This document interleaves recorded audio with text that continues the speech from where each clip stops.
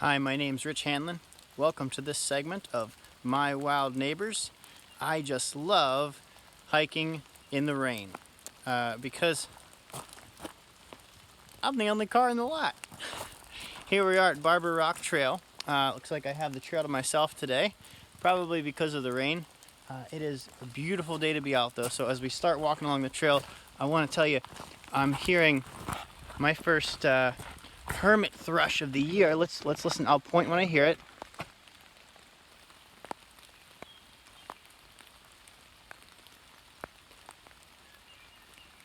Almost sounds like kind of like a wooden flute call.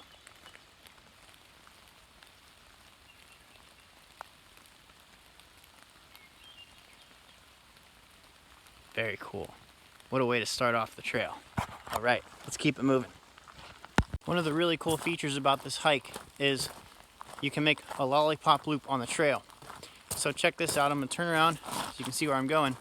The handicapped accessible trail goes that way, but there's a path that goes through the woods straight this way. And so right here, at this first intersection of the trail, I'm gonna go down the more rugged wooded path, and it's gonna come out to the big vista at Barbour Rock Vista, and then I'm gonna make the full loop and then come back along this handicapped accessible path here. So let's hit up this trail. I bet it's gonna be a little bit swampy today, but good thing is I brought my boots, my waterproof boots. Here we go.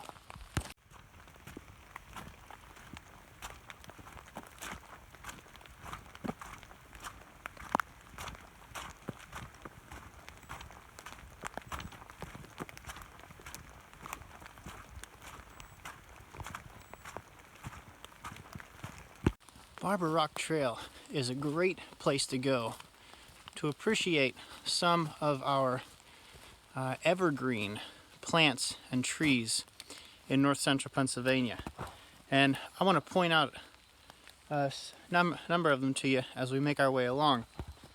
Right here, I pointed this out in my last wildlife tour, but this here, common club moss, just got those leafy spikes all the way from the bottom to the top. There's a cross section looking straight down, and so you can see it's about 6 inches tall.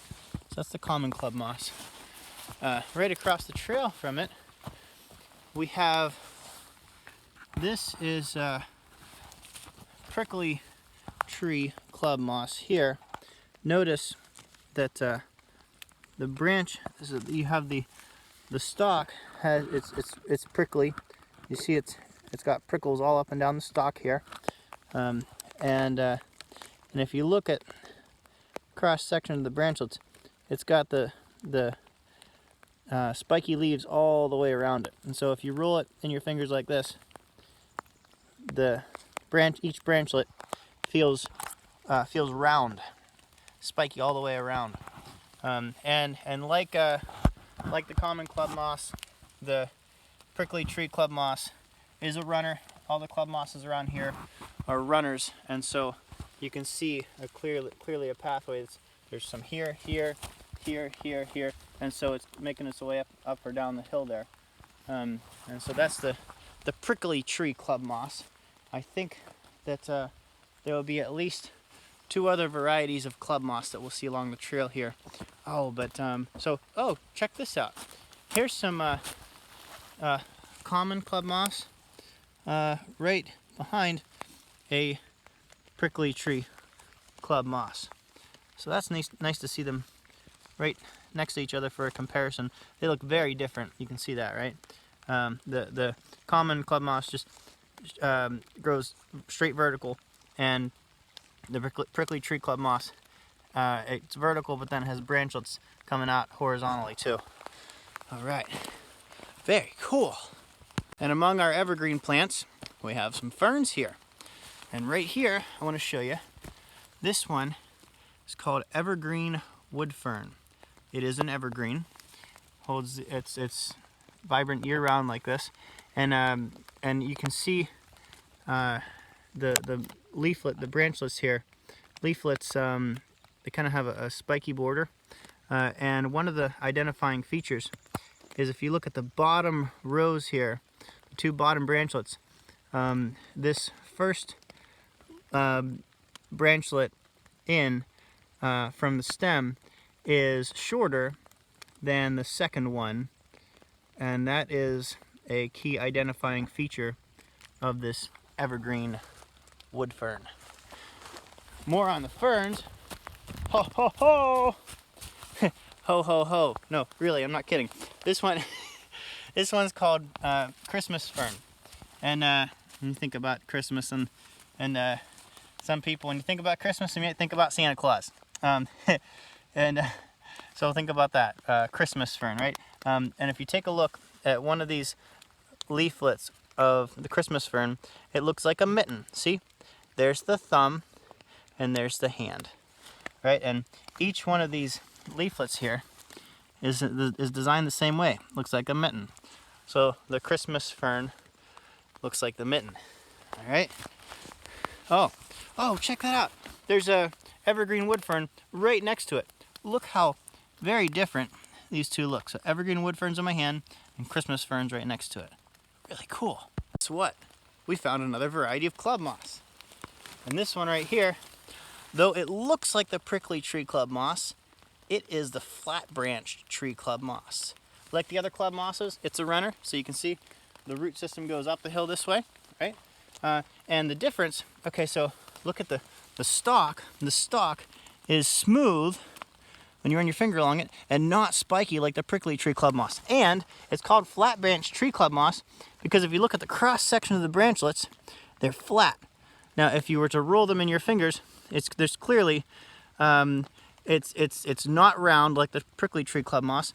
It feels flat in your fingers, right? Because the needles, or the leaflets coming out the sides horizontally are longer than the ones on top and on the bottom. So this is the flat-branched tree club moss. Barbour is an evergreen species. That means it has green leaves year-round. Are you excited to see yet another species of evergreen fern? This one is marginal wood fern. And the leaves on marginal wood fern feel very thick in comparison to the other ferns we've looked at so far. Notice the leaflets on this fern are rounded, right? They all are rounded. So there's the only pointy part is the very end of each branchlet, okay? And marginal wood fern, so check this out. Here is the root part of the fern, and if you were to lift these leaves up, there are some old stalks from ferns, from marginal wood fern fronds from years past. And so this is always growing and pushing new fern fronds out of the middle of the root part of the fern. And so this is the marginal wood fern, another variety of evergreen fern that we can find right here at Barbour Rock Trail to Pine Creek Gorge. I don't want to neglect to say, if you're out looking for evergreen species at Barbour Rock Trail or anywhere in the canyon, don't forget to take note of the mosses on the rocks and trees and on the forest floor. There's so many different varieties of mosses here. It's incredible. Now, while I don't have the skills to identify these mosses down to the level of genus or species, I still have a very deep appreciation for all the variety of mosses there is to see here. And so just take a look here. There's, I don't know if it's just one species or a number of species of mosses growing right here in the same spot. But the mosses are another evergreen species that are here to appreciate as part of this diverse forest community. And the evergreen adventure continues. Of course, evergreen means green all year, right? And so let's not forget to talk about the white pine. Very cool tree with 5 needles per cluster. And here is the wintergreen growing low on the forest floor. And here is our Pennsylvania state plant, the mountain laurel, right? The long pointed leaves. not needles, leaves. Get it right, Rich. And here is the dwarf juniper. Really awesome species. Carpet forming shrub growing low to the ground along this entire section of the canyon edge. And so I'm gonna take a walk down to the Barbour Rock Vista here and let you take a look too. We're right at the edge of the rim of the canyon here, and there's another evergreen species. Oh my gosh, look at that view. Wow. It's so awesome to be here with you today. Look at that, Pine Creek flowing way down below. I can hear blue jays on the other side of the canyon wall there. We're on the west rim. That's the east. That's the east rim. Here is the red cedar. This is a cool tree. It is an evergreen, of course.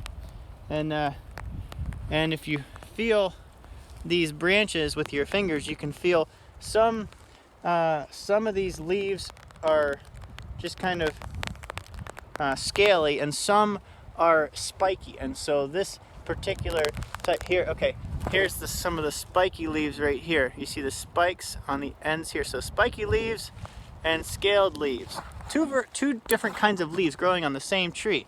That's neat, right? The red cedar. Oh, and there's more dwarf juniper growing right here below it, okay?